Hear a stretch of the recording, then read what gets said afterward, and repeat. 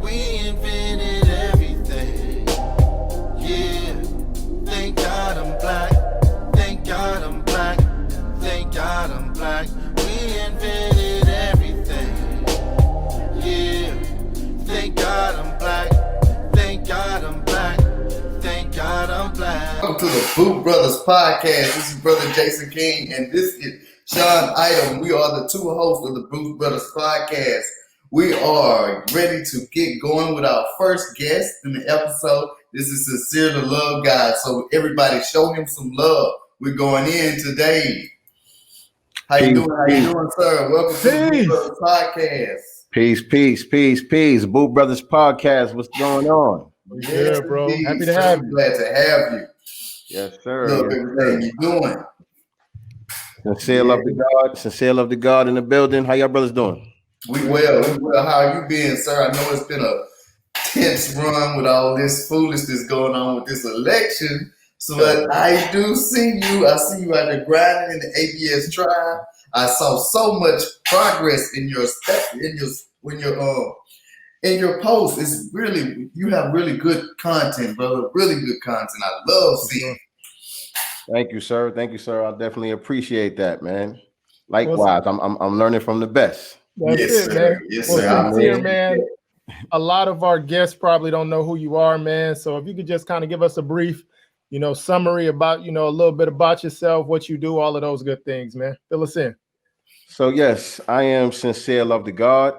And by the way, y'all can follow me on all platforms at Sincere Luv Da God. Just the way it's spelled right there on the screen, but all together. I'm a hip hop artist. I would say first and foremost, I'm a hip hop artist. Just one who has a conscious mind, and I utilize my talent and my platforms on social media to try my best to translate the things that I learned from the master teachers and from the great scholars that came before me, that left the information for us and the blueprints for us. I try my best to package that information, put it into my language, whether it's through rap, whether it's through imaging, whether it's through, video editing or whatever the case may be, to translate those messages for people that, follow me, people that resonate with the sound of my voice.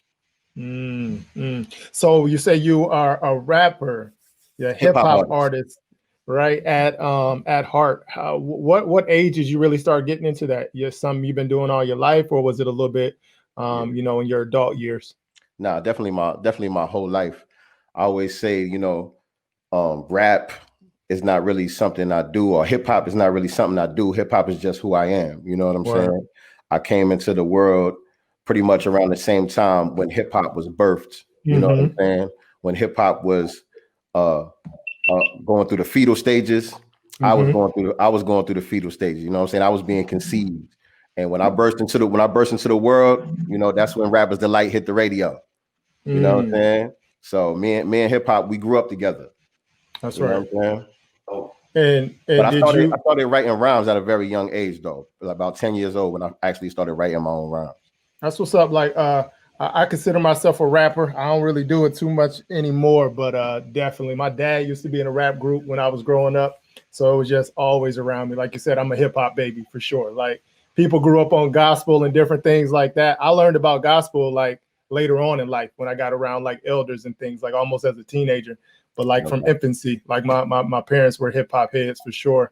So when you say that, like, did you, like, I know most hip hop artists, they grow up, they usually are in a group to start off with. Was that like how you started off, or are you always with a solo artist? It's weird. It's weird. I mean, I started off just by myself doing my thing, and really it was me and my cousin. I had my female cousin named Star, who was really like my sister. Me and her was real tight. And I started rhyming like a little bit before her, but anything I did, she did. We was two peas in a pod. So it wasn't too long after that where she started to rhyme, and we kind of were like a duo. You know what I'm saying? Not officially, we didn't have a name or anything like that, but just around the neighborhood, you know what I'm saying? We were just known.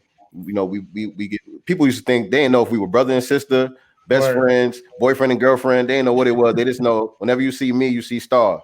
You know what I'm saying? And we both spit. That's dope. Yeah. And so through the years, I've been a part of different groups, different cliques. Shout out to Total Chaos. Shout out to my city, Middletown, New York, the whole 845 area, kind of upstate New York where I'm from. Early on, I was with a group called Total Chaos, and later on, I was with a group called Nap Hoods. But since then, you know, all my projects that I've actually went in the studio and recorded and put out has all been solo stuff. Besides the most recent one, which is a collaboration with my dude Lou Season. That's a king by any means, streaming on all platforms right now.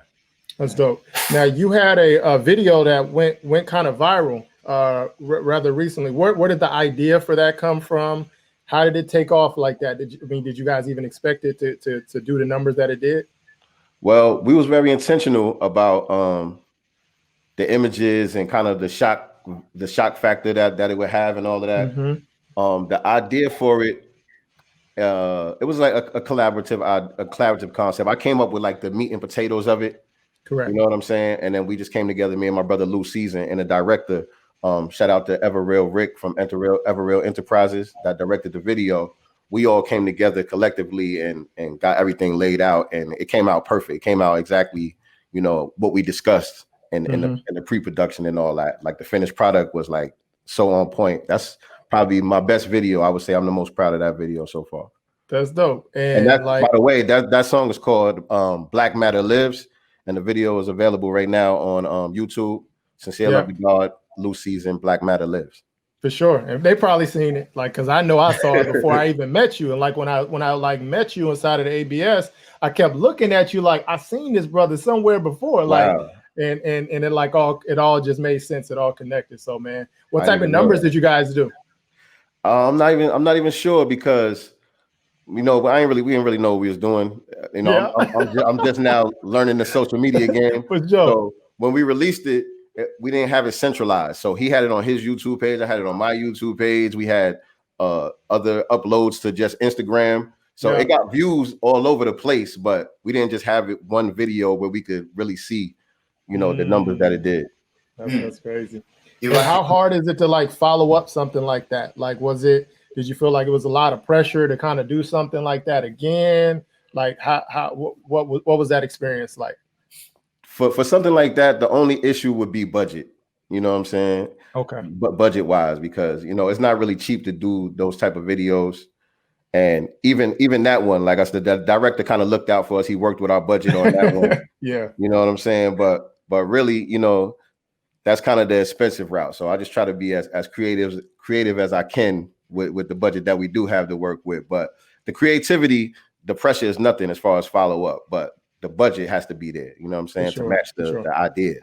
For sure. So I wanted to kind of segue. I know that you are a barber by trade. Like, how did that come about? And like I know as a barber, you know, I'm a barber as well. I can see that kind of playing into, you know, like the freedom that you probably have to express yourself in your music and things like that. So why did you pick up the clippers? Like, how did that even happen? What's the history with you and barbering? Yes, sir. So I've been cutting hair for about 21 years now. Oh, wow. That sounds crazy to say that. When I hear myself say that, it's like, damn, correct. 21 years I've been cutting hair. But for me, man, it came at a point in my life where I was making a transition from the streets to trying to, you know, just stay out of trouble. Okay. And I had did a bid. I came home from doing some time in prison. And at the time, I just needed a job. I just needed to be able to tell my parole officer that I work somewhere. And I really didn't want to be punching nobody's clock or anything like that. And at the time, my sister was dating a guy that owned a barbershop in my neighborhood. And so she's like, yo, why don't you just let my boyfriend teach you how to cut hair? You know, you can work at the shop, whatever. And so I'm like, hey, all right, cool. You know, I got a job. You know what I'm saying? I went and bought some clippers. And now I don't know nothing about, most people, you know, get into cutting hair. They already got a little bit of experience. Yeah. You know, they used to cut their little brother hair. Some people could draw real good, so they kind of got a natural talent or whatever. Yeah. I ain't have none of that. I ain't know nothing about nothing. You know what I'm saying? Yeah. And so I sucked. I completely sucked. But the thing about it is, you know, I was pretty well known in my neighborhood where I'm from. And so a lot of people wanted to see me stay out of trouble, and they would be guiney pigs for me. They would allow me to just, you know, practice on them. That's you know love. what I'm saying? You was That's out there love. pushing lines I back. was tearing them up. Oh The man. five Hey, head. on the job, on the job. No Indeed. school. I didn't go to no barber school or anything like that. I learned on the job as an apprentice. You know Yeah. what I'm saying? Pushing hairlines back and all that. Yes, Yeah. indeed. And I That's didn't That learn fast. It took me a that while. barbering thing, man. I be telling people it's like it's a whole spiritual journey, man. It strip you butt naked, bro. Like people, I can understand. I was like, no, you can't relate, bro. Unless you didn't had to go through it. Your best friends hiding from you because you didn't jack them up. They don't want to hurt your feelings, but Mm-hmm. at the same time, they know they should be supporting you. Like it's crazy, man. Let So me you tell said you, 20 Sean. 20 years, man. Like what's the avenue with that? Are you like you plan on owning your own shop, or do you own your own shop, or what's that like? Well, I have Okay. I've been an owner, and when I first moved, I'm originally from New York. I live in Georgia now, right outside of Atlanta, and Okay. so I had came down here to be with my kids. I had 2 kids that were living down here at the time, and so I came down here so I could be closer with them. And originally, my plan was to open up another shop. You know what I'm saying? I was just gonna rent a booth for a while, Yeah. and build up my clientele and then go do my own thing. But I kind of decided I didn't want to do that. I don't really want the It's a responsibility. headache. Yeah, it's a I bunch to don't. come with it. It's hard to find a good team of barbers. That's what a lot of people don't understand. Yeah.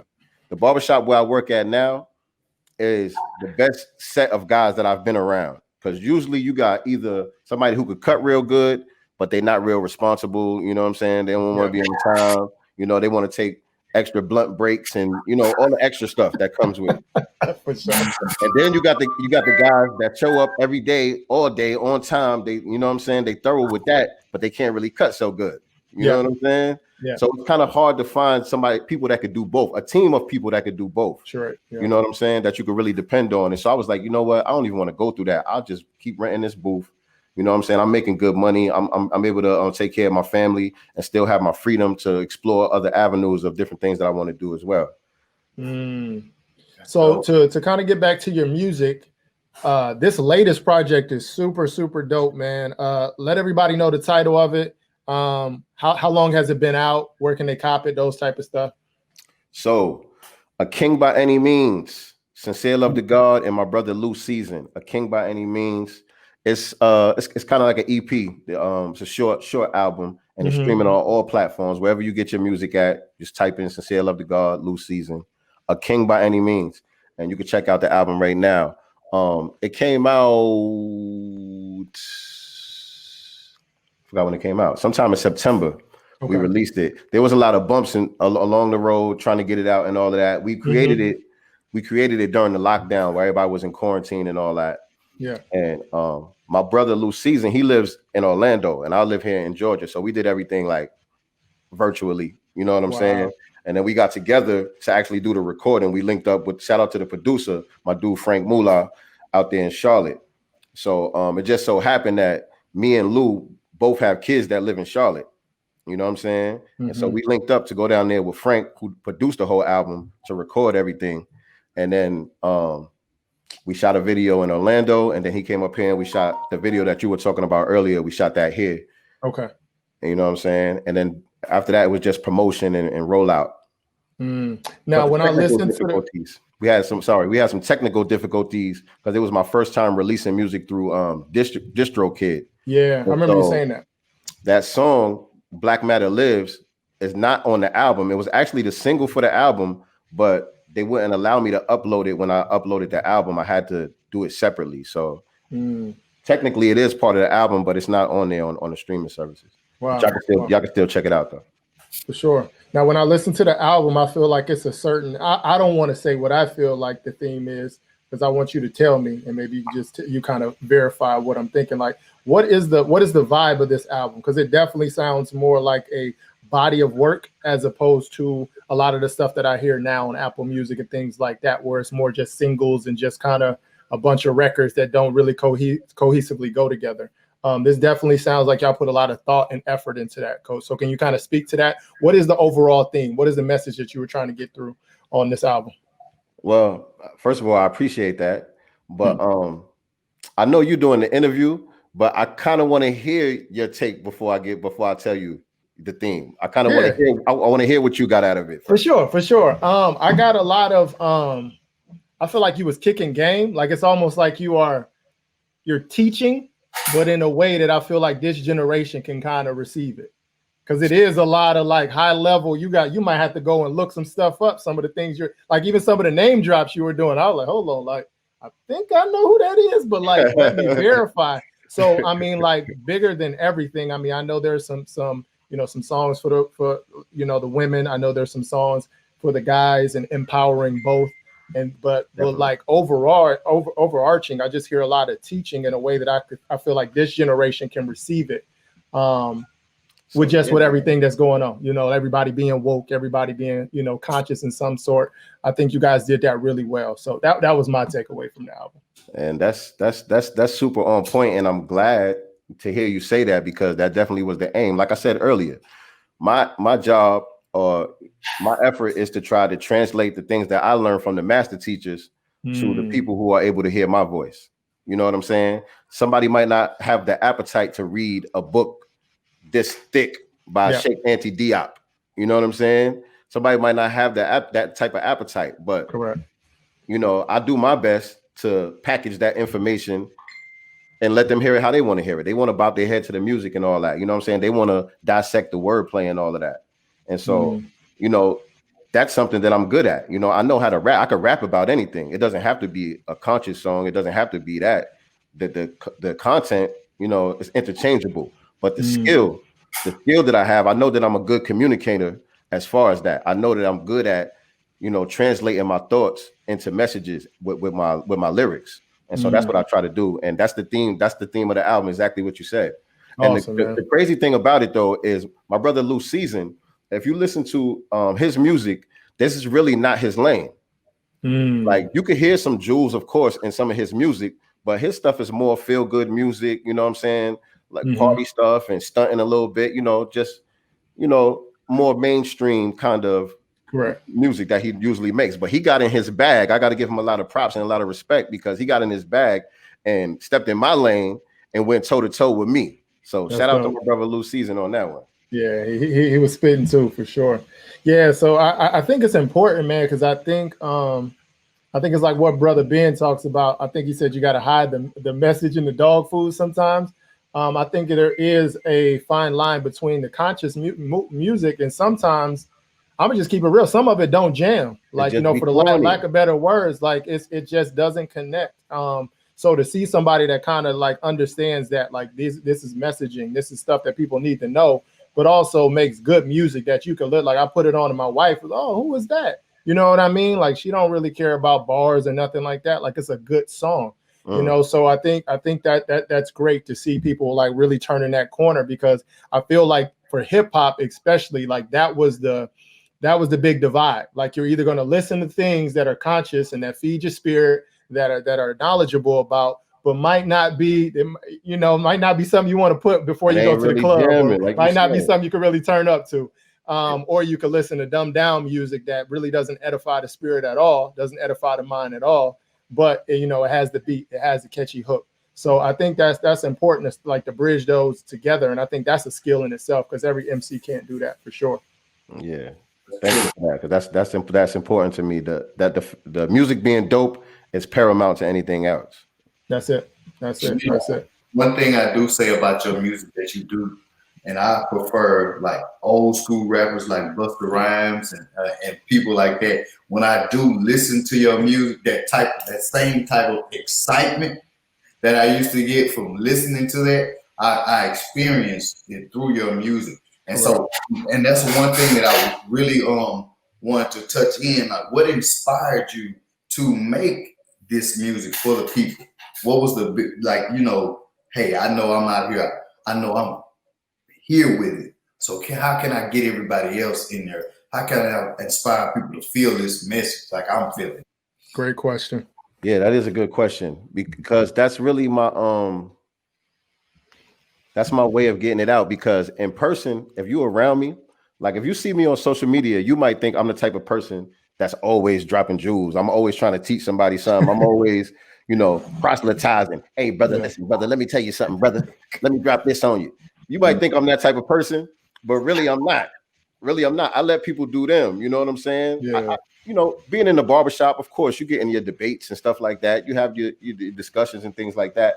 But for the most part, I don't really get on people about their views and their beliefs and stuff like that unless somebody asks me a question or something. But the music is my way of kind of really getting people to know me better. People in my family that may not understand me, they might not really know the way that I think. My children, you know what I'm saying, be able to understand me better. I want them to be able to grow up and go back and listen to dad's old stuff and get a better understanding of who their dad was, even though they got their dad and I'm here with them, you know what I'm saying? But still, the inner workings of the mind, it comes out in the music. Also, it's therapeutic for me. You know what I'm saying? I get to see my own growth and evolution when I go back and listen to my old stuff and see how I used to think versus how I am now. You know what I mean? Yeah. So it's therapeutic as well. That's part of the motivation too. Now, were you always more on the conscious side, or like, is that something that you've grown into? Like, because I know sometimes that's always the pull, if you want to kind of make it as a certain type of, and whatever making it is, if you want to make it as a certain type of song that appeals to radio, a certain type of song that appeals to the masses. Have you always been just like, hey, I'm gonna be an underground dude, I'm gonna make the music that I prefer to make and just kind of stick to it? Or is there a certain maturity level that you got at to where that was more important to you than going mainstream? Well, I've always made the type of music that I want to make first. Okay. You know what I'm saying? I never really made a song, thinking, oh, people gonna like this style. I'm gonna do this because this is what people are into. That's never been a part of my creative process. I do what I feel, what I'm inspired to do by the beat, by just living, by something that somebody said, something I read, something I saw on a movie or something, whatever inspired me. That's where the writing comes from. Like I said earlier, being that I grew up with this thing, I've been through all of the different eras. So I've made all kinds of music. For sure. But the consciousness was always a thread in the music. It wasn't always at the forefront, but it's something that was always there. Even when I was talking gangster shit. Can I curse on your platform, by the way? You're fine, man. You know what I'm saying? Even when I was talking gangster shit in some of my songs, the consciousness was still there because I got knowledge of self at a very early age. I became a 5%er when I was probably like 11 years old. You know what I'm saying? I started and all of that and studying 120 lessons and supreme mathematics and all that at a very young age. You know what I'm saying? So even though I might not have had all the pieces to the puzzle, and obviously I wasn't where I'm at now with it, as far as the level of understanding and being able to disseminate the information, but the consciousness was always there. So you could definitely hear it in a lot of my old stuff as well. That's dope. So as far as like with hip hop, people have this preconceived notion of like there's a certain age, there's a certain time limit. What's your take on like the elder statesmen as far as how long should you rap? Like when is it kind of corny? Is it just a young man's game, or what would you add to that conversation? I like that question. Right now, I would say that the elder statesmen are making the best rap music. They are. You know what I'm saying? And that's no knock to the young dudes because I'm an old head, but I listen to a lot of the young dudes. Yes, sir. I like the Lil Babies and the Babies and the Young Thugs and the Travis Scotts. I fucks with a lot of them dudes. You know what I'm saying? Hard body, some of them. You know what I'm saying? Not all of them. If it's trash, it's trash. You know what I'm saying? I ain't giving you no pass. If you listen, but you gotta understand them. You gotta understand them. Some of these guys out there, I don't. What is that? What is that? I can't be in a car like. Let me say something about that. Let me say something about that because a few years ago, everybody was on the whole mumble rap thing, and we don't understand what they're saying. Like it don't make no sense. But you couldn't really understand what James Brown was saying sometimes. No, you couldn't. It was about the feeling. And Michael Jackson, all of them. Even Michael Jackson, right? Even if you go to jazz and like the scatting and different things like that, you know what I'm saying? Sometimes it's just the vibration. It's just the energy of the music. It's not always about the words. Even in communication, period, your verbiage, the words that you say are like a small percentage of your communication. It's more about your tone, your body language, your facial expressions. Those hold more weight than the words that are actually coming out your mouth. Those could be, you know, the interpretation is interchangeable depending on the tone and all of those other things. So it's the same thing with the music. You know what I'm saying? So I don't really knock the young dudes, but just being honest, Benny the Butcher's album, you know, he's in his 30s right now. Nas's album this year was crazy. The new Busta Rhymes album is crazy. Listen, you know, I'm listening to Common's album right now. The Elder Statesman is holding this thing down right now as far as hip hop is concerned. You know what I'm saying? And you could count me amongst those. You could count me amongst those. I dropped the king by any means. Y'all could go check that out right now, streaming on all platforms. For sure. Plug, brother. For sure. Yeah, I like that conversation. You know, like I'm in the barber shop, so it's, you know, like those are like common threads as far as like my whole career. It's always been like, you know, Jay-Z, I think, is probably the first person, in my opinion, that of course lived long enough, because I think Big L, I think Pac, I think all of these guys would have been able to have that type of success had they lived, but he's the first one to kind of we've been able to see mature to his almost 50 years old. You know what I'm saying? Like, interesting about that, and a lot of people don't really think about this. Jay-Z and Rakim are pretty much the same age. Same age. Yep. You know what I'm saying? And Rakim is often considered one of the greatest MCs of all time. But we got to ask ourselves the question and be honest and not just romanticize this thing. How come he wasn't able to make those transitions when the eras changed? Correct. Jay-Z did it seemingly, you know, effortlessly. Yep. You know what I mean? Nas, people like that. You know what I'm saying? Like it didn't matter when the era changed. They stayed in their lane and they stayed relevant. You know what I'm saying? But some of the MCs from like that late 80s, that first golden era, they weren't able to make that transition. And a lot of them were really young. Like when KRS-One did, I think it was the Boom Bap joint, he was like the age that J. Cole is now. Yeah. You know, but we was looking at him like an old head then. You know what I mean? Yeah, so I definitely agree, man. It's and I think that's where we're I don't even think it's just that generation. I think most people fizzle out in hip hop. I do think you know, like people don't really understand the recipe of growing with your music. They're not really, like when you talk about knowledge of self, like it's hard to keep that front up for years. Like, you know what I mean? Like, bro, like Jeezy, a millionaire, you know what I mean? Like how long do we tap into something that's really not our environment anymore? You know, those are not imminent threats. That is not really, I'm not, you know, like I'm good. You know what I mean? Like you might not want to convey that to your audience because again, your audience knows you for something, but how do we grow with the music? And like you said, Jay-Z and some others, whether it be Nas, like they've done that very, very good and kind of leveled out that blueprint for folks to where, you know, I love that the Rolling Stones and all of these, even when you speak of jazz, like, man, like, can you imagine a person doing an art form for 50, 60 years of their life, what that looks like in the pinnacle? And we really cut people at the knees at 5 years into their career. Nobody want to hear from them no more. It really is sad. And I think it does, like, you know, bring down the culture. I just, as a fan, as a person that just, I've always loved hip hop, you know, it like saddens me to see, like, what would it look like? You know, what does Eminem or whoever, you know what I mean, look at, like at 60 years old, and not being corny, like being in their bag, being relevant to their subject matter, talking to their audience, but still having them bars, because your mind only gets sharper. You know what I'm saying? Like, but it's about the audiences that you're trying to appeal to and connect to. I think that's where it gets to a place like Jay-Z has stayed a grown man. You know what I'm saying? He's talking about grown man situations, marriage, kids, these type of things where I feel like, you know, I see other people. I'll throw my boy out there, right? Jim Jones.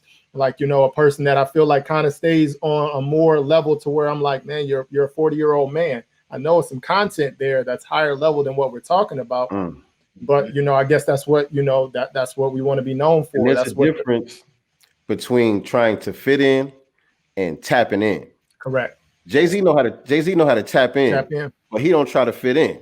Yeah. You know what I'm saying? He come in as an OG. Oh, this how y'all bopping? You know, oh, these the 808s that y'all rapping on now? Okay. That's right. Let me get a little taste of that, but let me drop this on you. That's right. You know what I'm saying? That's right. So it's a balance that you got to try to find, man. Hopefully I'm doing a good job at that. You're doing a great job, man. You're doing a great job. So as far as like, I know I see on your social media, you have a lot of content with your son. You said he's basically Doogie Howser. Like what do those relationships mean to you as a father? Like I have something called Fatherhood Friday on my So that. platform. So I'm really big into that. You know what I'm saying? So I just want you to kind of speak to that as far as, your relationship with your kids, and just how it's probably made you a better person and those type of things, man. Let's highlight fatherhood real quick. Yeah, man.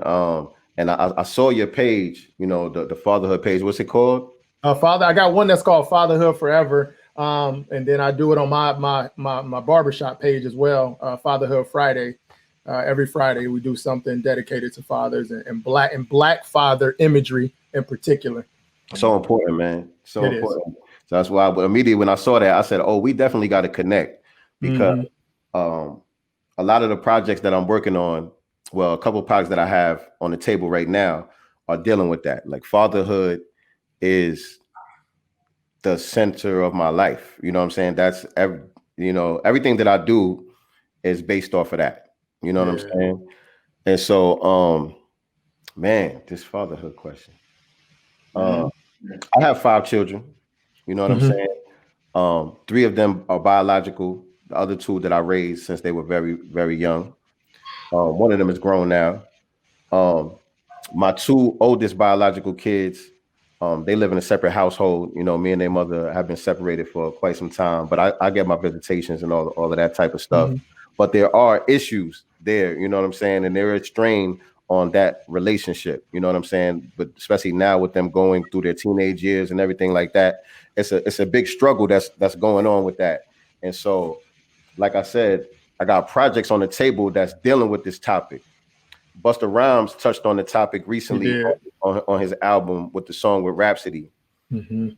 And I've been talking about that on social media recently as well. The book that I'm working on is called A Queen by Any Means. Um, and the book deals with this topic, you know what I'm saying, dealing with, the dysfunction of the Black family and, all of the turmoil that people go through and that the kids have to suffer, when the parents are at odds with each other and the Mm. system is being used and the system is being weaponized and the children are Yeah. being weaponized in these situations. And so the book that I'm writing, it's a novel and I'm writing from a female perspective. And not to get too much in the detail, but it deals with those topics. And the book actually has a happy ending. At the end of the book, this girl, she has an awakening. You know what I'm Mhm. saying? And she gets it together. Her baby father, they end up getting it together and working it out in the best interest of the children. You know what I'm saying? But also to go along with that, I'm working on possibly a documentary as well. Wow. I'm going to be doing a series of interviews on my podcast where I'm interviewing fathers, mothers, single mothers, people who've gone through different situations like this. I want to talk to like some family court lawyers and Yeah. counselors and different people that deal with these issues on a professional level. And hopefully, what I'm envisioning is this series of interviews will lead into a documentary Mm. to kind of be Mm. like a companion to the book. I love that, man. I love that. In my opinion, I believe the family, the Black family in particular, I'm gonna just square away with my foundational belief system. The Black family is the foundation to it all. And so many of us are dealing with so many other things. We're some of the most educated that we've ever been in time. We make some more the most money, as far than we've ever made. But like when you really see as far as the Black man and the Black woman progressing, they're at odds like they ain't never been at odds right now. And how do we bridge that gap and realize that that's the foundation for everything? Even it's not even like my feelings. Like even if you look, you're talking about professional people that look into it. The studies that show when the parents are both parents are actively involved in children's lives, just how much better. It's not no corny, just cookie cutter things. Like It's real. statistically, they have studied and said this. And how many times do like even in that Busta Rhymes song, men and women pin the children against one of the parents and put the kids in between the whole situation. And it's really a sad affair because you're perpetuating something. It's not only just going to stop with this generation. That's another person that has grown up with that psyche that's okay and that's normalized. And many times they fall victim to that same thing. So shout out to you with that, man. I'm so proud to be on this. I didn't even think about it, but to be on a podcast with 2 other brothers that I see doing phenomenal jobs. Like Jason just had I to always tell say his Jason is son the to son. calm down. That's what was. That's what that noise was. Man, that boy loves his father, like, you know what I mean, like nobody's business. And that's why it was important for me to do the Fatherhood Friday, because I mean, even though this is a norm for me, what I would hear on social media and what I would see was not real to me. Like I was like, all the brothers that I know, Speak on you it. know, like they're doing a phenomenal job. Like even in Speak on it. spite of, like, you know, women and relationships and, you know, money, sometimes like they're doing the best that they can. I didn't know too many brothers that didn't want to be there for their kids. So it was just weird to me. Like I know the generation preceding us, like it was a big fall off there. You know what I mean? It was a lot of my homies that grew up without fathers and things like that. I saw that. Cousins, all kind of, like we were a fatherless generation. But Absolutely. I felt like as we stepped up and we matured into men, we made sure that we were trying to be there for ours. So as I heard this narrative, every time Father's Day came around, anytime a father's name was mentioned, it was just slander, and it never was, you know, held up to high regard like it should be. And it bothered me. So I was just like, with my little platform, with my 2,500 followers, you know what I mean? Like, this is what I'm going to do. I'm going to spit those images that show people that we got to switch the narrative. That's not true. We in these babies' lives every single day, tucking them in, picking them up from school, you know, hugging them, kissing them. You know, I feel like I kiss my kids probably more than my wife do. I feel like I'm more of the affair. I love my little girls. You know what I'm saying? So, I bet. like, so just breaking down all of those paradigms is super important, man. I'm really passionate about that. So to hear that you're doing projects, man, like let me know wherever we can support. If we need to have you back on the show, man, we would love to do that. That's totally in the wheelhouse of what we're about. Man, thank you, man. And just to say something else about that issue as well, there's actually a study that was done by the CDC. I want to say like in 2017. I seen it a couple years ago. I want to say it was around 2017, but they came out with a study that shows that Black fathers in particular are more involved with their children than any other group. Correct. Even when they're incarcerated, they're Correct. still more likely to keep in touch with their children, to call home, to write letters than any other group of people when the mother and father split up.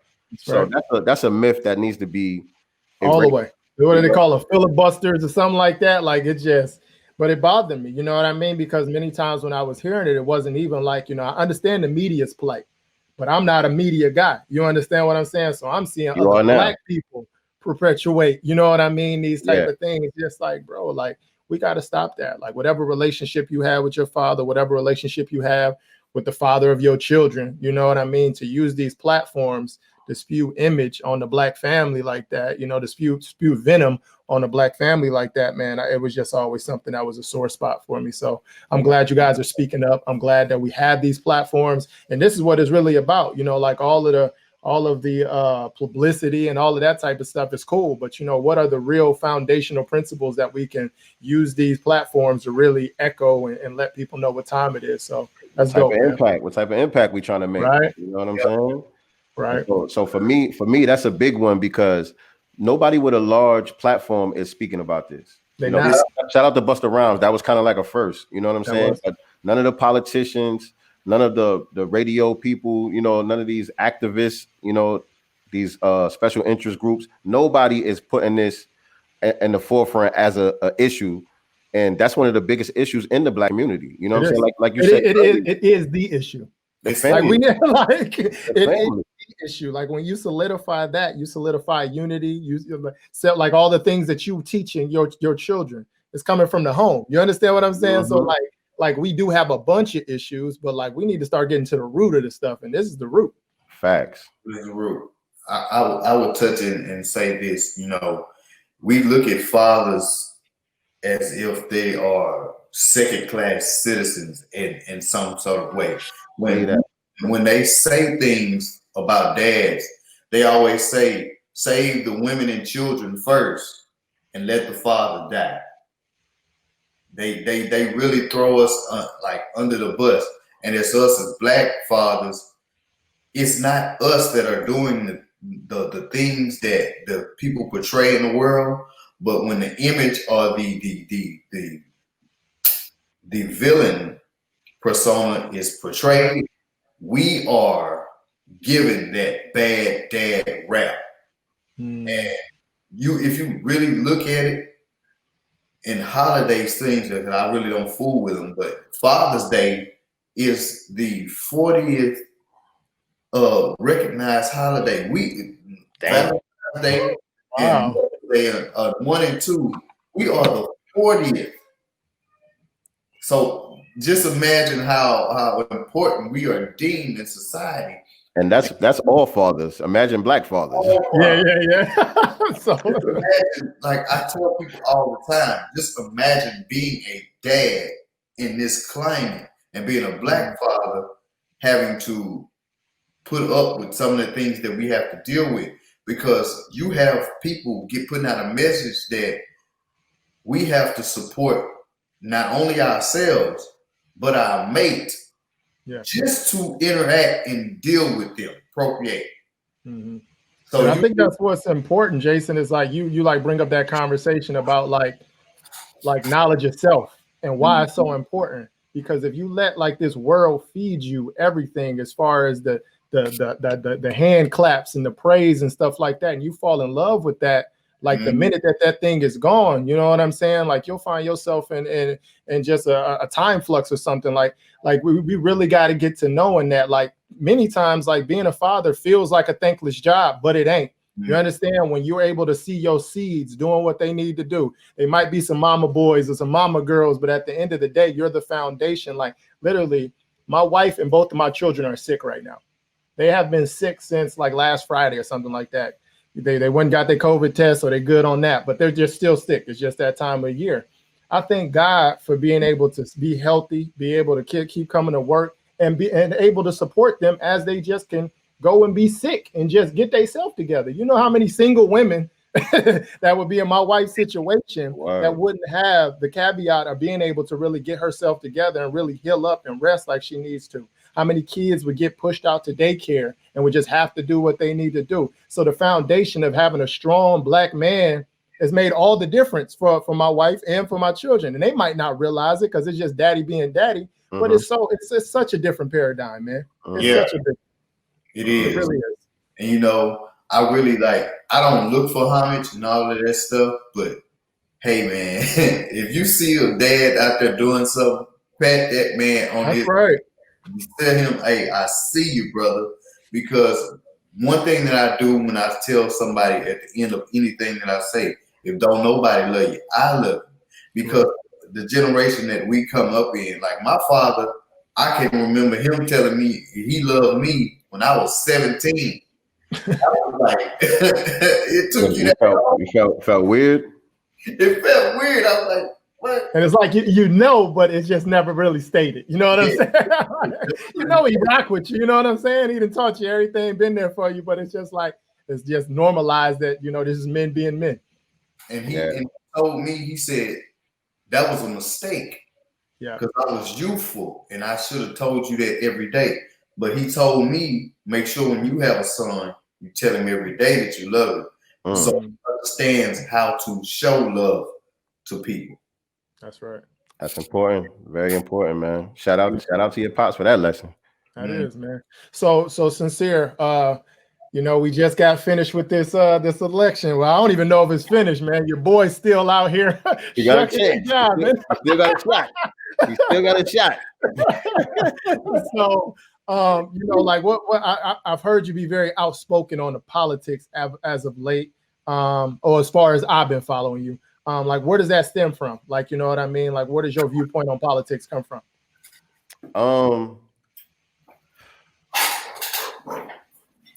It always been in the peripheral. Okay. I think it got more to the forefront for me during the Obama years. You know what I'm saying? I voted for Obama twice. Yeah. And Joe Biden, by the way. I voted for Joe Biden, by the way, twice. So for all the people that's saying, since I didn't vote this time, I don't got a right to say nothing, he still owe me for the last time. Let's get that shit straight. He still owe me for the last 2 times that he got in there and he ain't do nothing. So anyway, when I voted for them, I really wasn't expecting anything. I feel like most of us voted for him just because he was black. Yeah. And for a while, I would rationalize it the same way as a lot of other people. Hey, I just want my kids to be able to see that image, a black family in the White House. They know my kids know what's possible. That takes away those limitations in their mind. And for a while, I was rationalizing it like that to myself. But as my kids started to get older and start to understand things more, I started to realize, you know what, kids ain't stupid. You go. Kids are very intelligent. And so now, especially over the last 3-4 years, they've been seeing Donald Trump and they're acting a fool. And just pretty much doing whatever he want to do. And so now to them, it looks like Obama was weak. So really, the image that I thought was a good image for them to look up to became like a point of contention. Like, okay, he was in the White House, but he still couldn't do nothing. So no matter how high we climb as a people, we still powerless. Wow. You know what I'm saying? And so that's what made me start focusing more on the politics and getting more informed on these actual policies and who's who and, what the person does that has this job or this seat or whatever the case may be. I started to learn more throughout the Obama years and started paying attention more and just speaking on it more. You know what I mean? Before I got involved with digital real estate and ABS, I was already talking about it a lot, like on Twitter and Facebook. It would just be these long posts. You know what I'm saying? Me trying to explain everything in one post. And then I'm going back and forth with everybody in the comment sections for the rest of the day. I'm just arguing with people in the comment section. Where now, you know what I'm saying? Thanks to the methods that we learned through the tribe, through the digital real estate, the messaging is more concise. And really, I don't get a lot of arguments anymore. Like, wow. I feel like the message is so clear. People don't even come in my comments with the nonsense. They're like, all right, if they disagree, they just keep scrolling. Like, you know what I mean? Because it's kind of like irrefutable. Because I'm only dealing with facts. I'm not dealing with no emotions. Yeah, you know what I'm saying? I'm only giving you the actual facts. You know what I mean? And so now I'm able to do it with images and sounds and clips and all of that stuff. So yeah, it seems to be like a big divide when we talk about. There are those black folks that think that you gotta, like, let me hit you with a token phrase. You know where we're gonna go. Somebody died for you to vote, so you have to stand and know. You have to go to those polls. You got to make sure that you vote. And I'm not here to say who's right, who's wrong. I'm just kind of throwing this out here as an interviewer. And then there's these. It's I feel like it's a newness as far as black people that don't feel that sentiment. They don't feel like they have to vote. They feel like people died, or we stand on the shoulders of people that gave us the option to decide if we wanted to express our vote now. And it's a little bit more complex. Can you speak to those mind frames and like what do you say? Because I know, as talking about politics and having, being black and really making that the centerpiece of many of your political conversations, I know that's something that comes. I know that's a main objection. What do you say to those people when that comes up? So I want to say a couple of things about that. First and foremost, I'm not mad at the people that felt like it was their obligation to go out and vote. Correct. I'm not mad at the people who voted just because they wanted to get Trump out of there. You know what I'm saying? People have to do what they feel is in their best interest. I'm not mad at you. Don't be mad at me. You know what I'm saying? I have a right just like you got a right. Now, when people say that our ancestors died for us to have this right and all of that, it's like you just said. I like the way you said it just now. They died so we can have that option. But not voting is doing something as well. People frame not voting as if you just on the sidelines not doing anything. But when a good number of us stop participating in the system, that sends a message to the system that people are no longer going for it, that the system is illegitimate and people are waking up to what's really going on and we're not participating anymore. So now that means that they have to do something. It can't just be business as usual. They have to do something to get you to participate. Exactly. Correct. Okay. Exactly. Because when people are participating, then that means everybody's calm. The masses are at ease. They're not dissatisfied. And so there's not going to be any uprisings. There's not going to be any revolting. You know what I'm saying? But when people stop participating, what's the next step? It's revolting. It's revolution. You know what I'm saying? And that's not what they want. So they're going to have to do something to pacify us. Yeah. And so what they've been trying is symbolisms and, You know what I'm saying? Hey, we got a black woman over here, or we got a black looking woman. She's going to be vice president. And, you know, they just give us all these symbols and tokenisms, but nothing really substantive. Yes, But that's still progress, because for a long time, they didn't acknowledge us at all. At all. Mm-hmm. They wouldn't even say black. You know what I'm saying? They wouldn't even look our way. But now we have become pretty much the forefront of the conversation. The black vote was the biggest topic in this election. That's what swayed it. I mean, like Biden, no. that's what swayed it. Like that. I will say it wasn't a black female vote. It was the black male vote this time. They literally said they're always trying to do that gender divide, make it seem like they're not on the same page. Yeah. Yeah, see how they trying to play. This is what, and my biggest thing in politics, like they pit us against each other. I tell people to look at politics for the full spectrum. You see red and blue, the mimicry of this in our society as far as gangs. You got Democrat and Republicans, red and blue. You got Crips and Bloods, red and blue. Mimicking them without even knowing it. Mm-hmm. We fall under a system that is just basically me being better than you. Mm-hmm. So right now we saw with this president that the paradigm shift is crumbling. It's crumbling. So like I say, the majority of people that voted, okay, the black people, we did do a thing that was monumental as far as voting. But don't forget, the majority of people in the United States of America are white people. So they got him out of there, not us. They okay, you didn't unveil the underbelly of what we've been trying to hide for years. Now they know. The quarantine put us in a position to where we don't have to rely on y'all, and then your paradigm is falling. We know how to make money online, and we can do it well. Shout out to ABS. So shout out to ABS, digital real estate. We put ourselves in a different paradigm. You move the piece on the chessboard that put everybody right in the same pair. And we were like, oh, wait, we see this now. So what are you going to do next? Because they're going to have, next year is going to be worse than this year, because the ramifications of the stuff always show up the next year, not the year that we're in. Mm-hmm. So, yeah. What I thought was, I'm sorry. I think we kind of missed out on a good opportunity this time around, because I feel like we had them in a good space. We did. You know what I'm saying? We had their back against the wall, and I feel like if we would have just really a critical mass of us would have not participated to the point where Donald Trump would have got reelected with a landslide, that would have really sent a message that, okay, next time around, we're going to have to really offer some tangibles. They're not going for the okie doke. You know what I'm saying? But right now, it's like, you know, they went for the swindle again. So they're going to try to swindle again. Yeah. They're going to keep trying to swindle again instead of dealing with us on a real level, like intelligent people, like an intelligent group of people, like adults. Right. They're going to keep dealing with us like children, going to sit down and talk to Cardi B about what the issues is. You know what I'm saying? Disrespectful things like that. You know what I mean?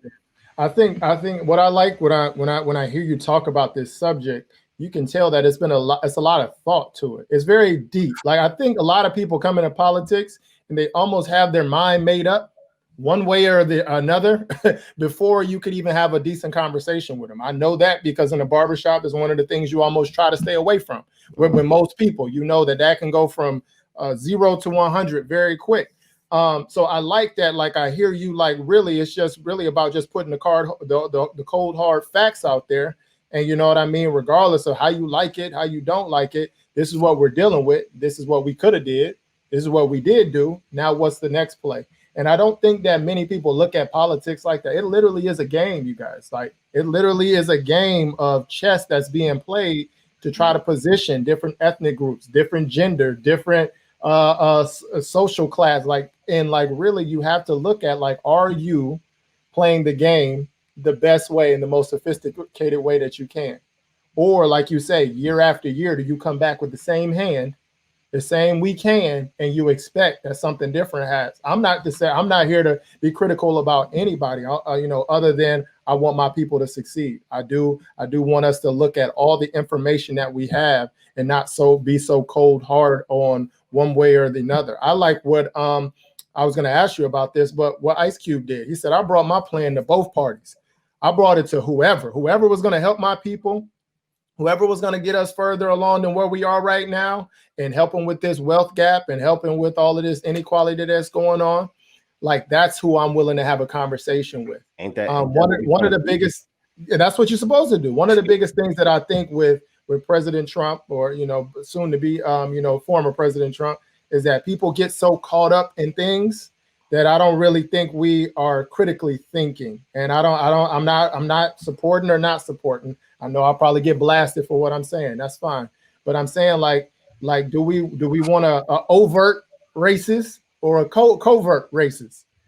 Sometimes, like, people, I think they're more susceptible to as long as they're being fed the right things, or being, people are saying the right things, they're happy with that. Even if a person's track record shows that this is really who I am, you know what I'm saying? As long as they come, eat some chicken, quote a hip hop song, it's this certain thing that you see every 4 years that people do when they want to get the black vote. I think that appeases us, and we got to stop doing that. Like, we are putting generations at jeopardy. Like, this wealth gap is a real thing, y'all. Like, we cannot continue to play with it and think that every 4 years we're not going to have a tangible type of agenda to push our people forward. Man, whoever that's going to be, I'm here to say it, whether it's independents, whether it's Republicans, whether it's Democrat, like, we need to be open for whoever wants to negotiate. And more than anything, we got to do it for ourselves. But I'm saying, like, if there is some leverage that you can with these other parties, like, you should use every card that you have to try to progressively get your family in a better situation. And I would agree with you. I don't think we held people's feet to the fire as much as we possibly could. Not to say we won't get any, like you said, we'll see. But I definitely think we had leverage, and we just didn't want to push. You know what I mean? We just really took people at their word, and many times taking these people at their word time and time again has, left us with situations that are just not advantageous. So I definitely agree with that. One of the things that I did see with this vote, though, that I think you guys were kind of hitting on, is that even though Biden is predicted to get in the White House, I don't know if you guys looked at the popular vote. The popular vote was very, very, very even. Mm-hmm. Very, very even. So this is my question, is like, we got the figurehead out of there, right? We got the figurehead with Trump, if that's the figurehead, but is the spirit that's still left? You know what I'm saying? With that 49 or 48%, that half and half of people of this population that wanted that man to still be in office. So that's what was very curious to me. I mean, I was looking at the electoral thing. I understand how that worked, but I always look at the pulse of, like, really, where do the people vote? Because that's really that's really the condition and the mindset of where the nation really is. And really, man, it's more clearly divided than I think it's been in a long time. It seems like a lot of white folks, what they did was, a lot of white Republicans, it seems like what they did was they went and voted for Joe Biden on the presidential ballot, and then they voted Republican down the rest of the ballot. Because the Republicans, they still took over the whole Senate seats and all of that. You know what I'm saying? So it looks like that's what they did. Like some of the white people, like, they cool with white supremacy, but Donald Trump just taking a little bit too far. So they're like, all right, we're going to get him out of here. We already know Joe Biden is going to be a one-term guy. We're going to fill up the Senate so that he can't really do nothing anyway. You know what I'm saying? He's not going to be able to get nothing passed anyway. So we're going to fill up these Senate seats with Republicans, and we'll get Trump out of here so we could kind of smooth things over, and we'll be back in 2024.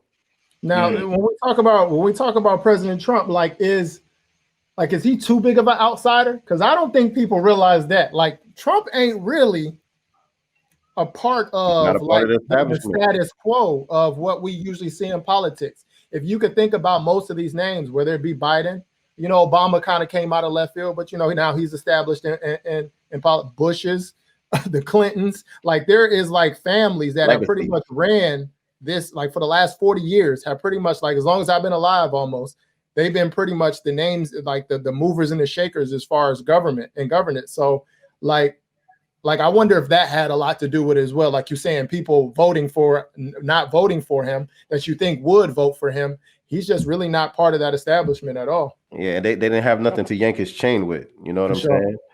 For sure. He got his own money. You know what I mean? He's not really dependent upon them like that. So it's putting all the homies on. You know what I'm saying? One thing I did say he did, even though president, he didn't take the salary that they were giving him as a president. He didn't even take it because he still was making enough money. And that for him to be even in that mindset lets you know. He said, I don't need the government's money because I'm still making more money than the government on my own. So in his mind, I do commend him for his business mind because he was taking all of the way that we do business and outsourcing, and he was cutting ties with that because he really realized that, hey, some of these people do have skill sets that are more valuable than a degree. And he put that into play. Yeah, he did. With everything that, with his mouth, he just like a guy in the club that you know that you always, like you in Louisiana, they got a saying, the loudest person in the room is the weakest person. So that was his persona. But I don't know if it was a smoke screen for some of the things that he was doing. Because if you look at it, like financial wise, they will start seeing the stuff that he did to benefit the country. We just look at it because his arrogance. Yeah. And he had no humility. If he would have had more compassion and humility, then he wouldn't have been looked at as if he was a dictator. But the comment with the Proud Boys and all that, and I tell you, like, people, from my view, people that are non-black think that we don't see them doing these internment camps, these little things where they train and all of the stuff that they try to prevail for a race war. But me being in the army for years, the army doesn't care about a race war. They already have a plan for that if that happens. And the people that are starting the war don't even know that they're going to be victimized. That, oh, you're not going to do this. The government controls this place. Because they don't understand. So, but he was trying to give the power back to the people in a certain way. But it always had a way to benefit him just a tad. Of course. He was upset. He was upsetting a lot of stuff, though. He was upsetting a lot of stuff with the pharmaceutical companies, with the vaccine, with the World Health Organization, and Fauci, and Bill Gates, and all of that. Like, he was blocking a lot of moves they was trying to make. So, with that being said, do you think that we've heard the last of Trump, or do you think that it'll be a resurgence? I mean, because I could see also him being. I don't see a Republican right now unless somebody else pops up in the next 4 years, which, you know, it could happen. That holds that space and has that reputation like he has at this point. Nah, Trump is going down in history. He's one of the most historical presidents in the country. He did the damn thing. You know what I'm saying? He did. Well, Frank Sinatra, he did it his way. I did it my way. Hey, man. He came, he saw, he conquered. Yeah. You know what I mean? They're gonna have to talk about him, they're gonna have to write about him. But I could see him, I could actually see The Apprentice coming back on or something like that. Oh yeah. He about to make so much money. It would be so lit. Yeah. He gonna be so lit. Just Paula White be one of the contestants and shit. You know what I'm saying? Yeah, the angels are coming from Africa. The angels are coming from Africa. The angels are coming from Africa. Man. And but you know one thing I do look at him like, I'm like, for him to be somebody, you could never tell him that he wasn't gonna stand on his word. I gotta get him there. Because when I say when he's wrong as hell. Wrong. Super wrong. But you know what it is, you guys. Like, I know people don't want to equate these politicians to this, but I'm like, bro, these are your grandparents, bruh. Like, these are not like these young, open-minded, like these are stubborn, stuck in their way, folks that have learned the political system to fluff and say what they got to say, to connive and get in position. But behind closed doors, you're talking about a man that has been alive, you know, before civil rights, before all it like, and you think that that hasn't skewed his perception. You think a man that has been ultra wealthy most of his life. You think that he don't have a certain type of, or so it's like, to me, like I'm just very accepting of that's who you are. Like, and I'm fine with that. And I think people can't really get past that part. Like, you know, like, that's who you are. I just can't do it. When it's just like with me, I always tell people this. I grew up in Louisiana. So it's like that a lot, bro. I'm gonna just keep it 100 with y'all. Like, it's a lot of people that are prejudiced, that are very have a lot of bias. A lot of the black guys, if you're not playing no football, not playing no basketball, really don't have nothing, don't really want nothing to do with you. You know what I'm saying? But let a Friday night come through. You know what I mean? Let a basketball tournament come through. You know, that's when they putting you up on these pedestals. But other than that, don't touch their women, don't touch their jobs, don't touch anything. You know what I mean? So like, I grew up kind of with that understanding, like, oh, this is how the world is. You know, like people, you know, like they're gonna do what they need to do. We're all in one school. You know what I mean? Like, people probably aren't gonna say the nigger word every 2 seconds, but you know, like, I know by your actions and how things went down, you know, like how people really operate. So like when Trump would do certain things, it really wasn't this big old vibration of me just being shocked. It's like, oh, he reminded me of Mr. So-and-so that was my neighbor, or he reminded me of Coach so-and-so that was on the football team or the basketball. Like, it was just like, this is what I know the world to be. And I think because he's not of the establishment, he's not of that old vanguard, like, it just shocked people to be up in your face with it. But like, bro, Trump ain't the only one. Like, it is so many people, black, white, whoever, and we got some issues and and we have some ways about us, you know, that if for real we was being documented 24/7, you know, we would look real bad sometimes. Yeah, buddy. Donald Trump is a true American. You know what I'm saying? He embodies what he is really all about. Mm-hmm. He's just not a refined white supremacist like, you know, what we're used to. These other white supremacists are very refined, and they know how to come across as being very sophisticated and use coded language to say what they want to say. You know what I'm saying? Where Trump, he's not trained in that. You know, he's just old school. He's just belligerent. He's going to just say whatever's on his mind, and it is what it is. That's right. You know, so you had these stickers, man, and this is what I'm saying. My man is well thought out, y'all. Like, he is well. So he had these stickers, these small little stickers that they said, you know how everybody had the I voted, like you saw those a couple of days ago. Everybody had them. You know, that's the token to show that you did your, you know, your citizen thing, right? Like, he had these like right before the election came out. My man was on his Instagram and he had these stickers that said, I did not vote. And he was selling them like 5 or 20. Was it 20 for $5? Yeah, 25 stickers for $5. Where did that idea come from, man? Because that's like, I mean, like, yeah, it's a bold statement, but it's I know somebody gonna be mad about it. It's kind of funny. Like, you know, let's be a little bit light about this. Exactly. And it was meant to be a little light, but it was also a way for me to get my feet wet, making sales, making transactions. You know what I'm saying? And so really the idea came from you guys, you know, hanging out with you guys in the tribe. Yeah. Now my whole mind is geared toward, you know what I'm saying, not just content creation, but, you know, converting sales and, you know, just building the platform in general. And so I was talking about it one day. I was talking about the elections and I said it. I was like, yeah, pretty soon, you know, everybody's gonna be running around with their sticker on their chest. I just said it in a conversation and then I just stopped and I said, I could do my own stickers. You know what I'm saying? Because I've been hanging out with y'all, so y'all letting me know anything is possible. Anything. You know, y'all letting me know being it is. You know what I'm saying? So I'm like, hold up, I can make my own damn stickers. So I just went online and Googled it. I should have did a little more research because the stickers was kind of janky. Yeah. So anybody who bought the stickers, I do apologize for that. I wish it was better. I get you in another 4 years. 4 years, man, you'll be right back in there. I did not vote too.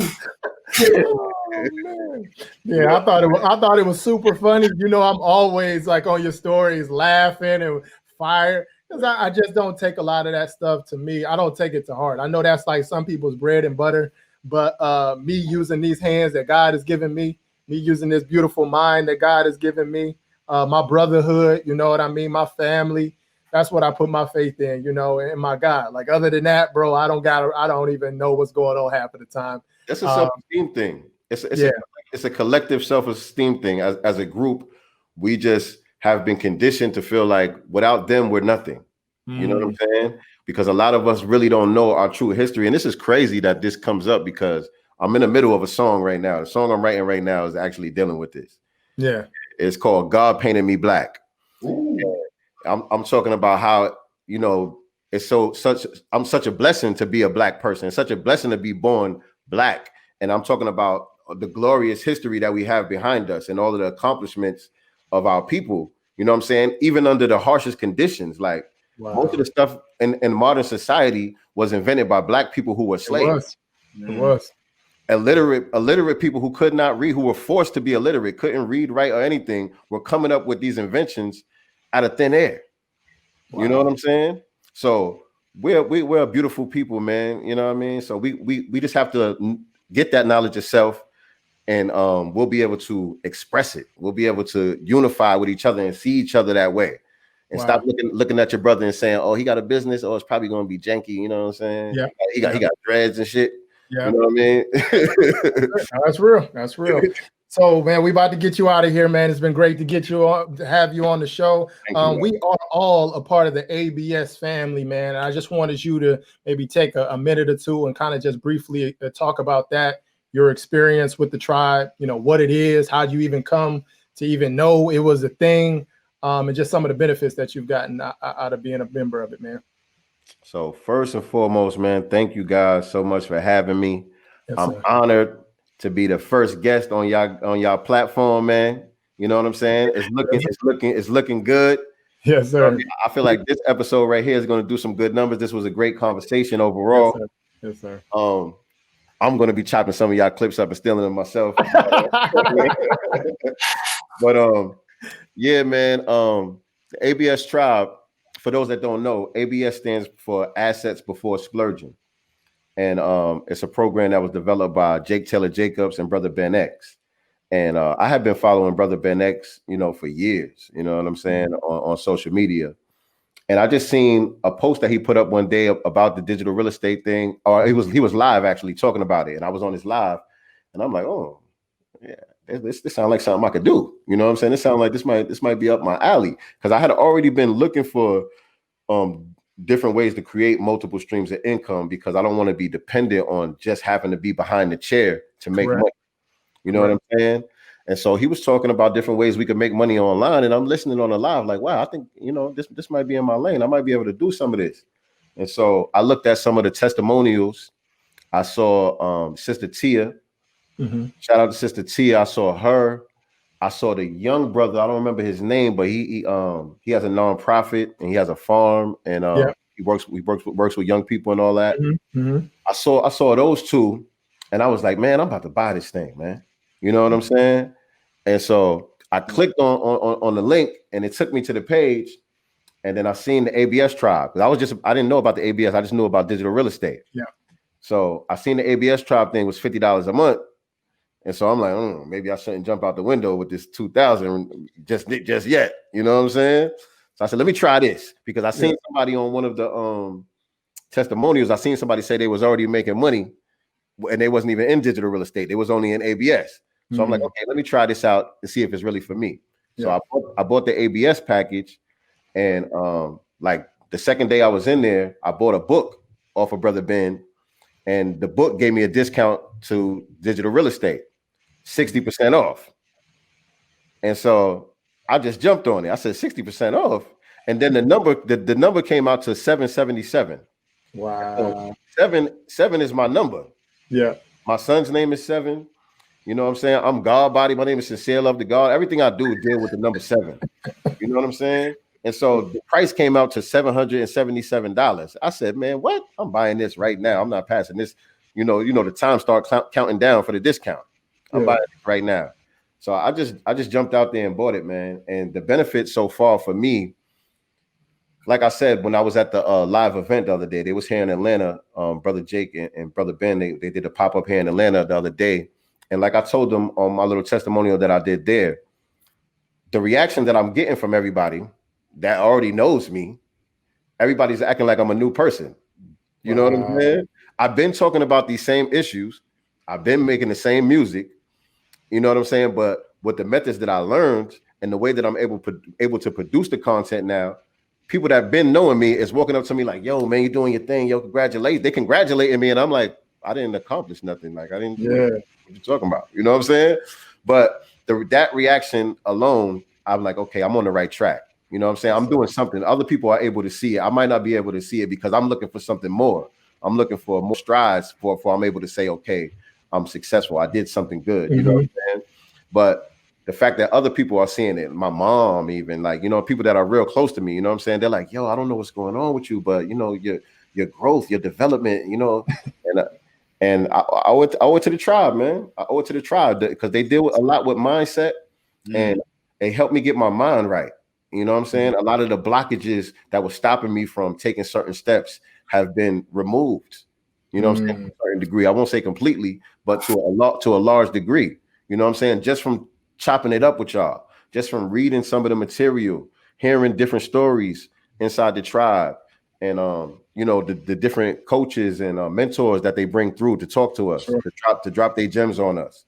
It's just so much on a regular basis. You know what I'm saying? I'm still probably only like 30% into the digital real estate.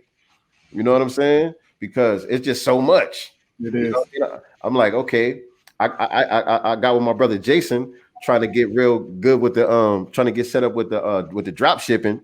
I ain't gonna lie, Jason, man. I just got intimidated and I kind of left it alone, man. But I need to get back into it. I need to get back because I got everything set up, and then I got lost trying to find my niche.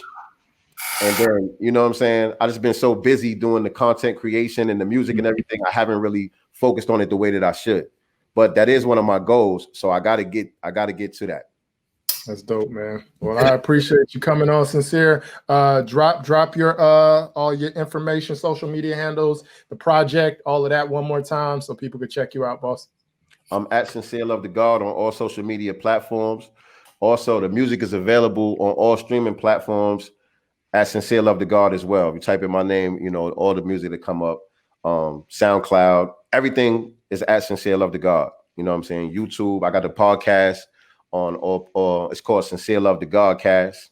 Okay. And yes, for all the critics out there that keep saying, oh, you biting off of Lord Jamar. You know, you took Lord Jamar's name, you know, because Lord Jamar, Rod Digger and them, they have you know what I mean, God Cast. And mine is called Sincere Luv Da God Cast. And yes, I'm biting off of Lord Jamar. I've been biting off of Lord Jamar all my life. There you go. I grew up listening to Brand Nubians. My name is Sincere. If y'all familiar with Brand Nubians, if not, go back and listen to some of their stuff. Almost every single song that they made, at the end of their record, they always shouted out a brother named Sincere. That's where my name comes from. Wow. So I've been biting off of Lord Jamar my whole life, so it doesn't bother me when y'all say that. But check out the podcast, man. Sincere Luv Da God Cast. Anywhere where you get podcasts. That's dope, man. This been you set the bar high, bro. You came with some heat, man. I knew you would do it. I was like, yo, bro, like we gotta get Sincere on here, man. Maybe we gotta get Sincere on here. So you did well, man. I appreciate you holding. I know we had some technical difficulties as well. Thank you for bearing with us, man. And I appreciate all the love and all the support, bro. And if there's anything we could do, let us know, man. We'll have you back on the show, bro. Man, y'all already doing it, man. So just keep doing what you're doing. All right, brother. All right, bro. Peace. Peace.